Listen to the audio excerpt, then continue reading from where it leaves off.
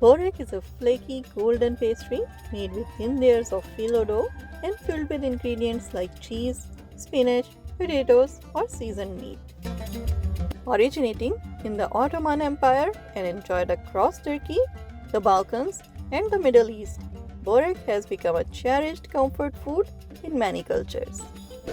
Legend says that Borek became popular during the Ottoman Empire when palace cooks competed to create the most impressive pastries for sultans and royal guests. Crispy on the outside and deliciously savory on the inside, every bite of this pastry tells a story of tradition, family, and timeless flavors.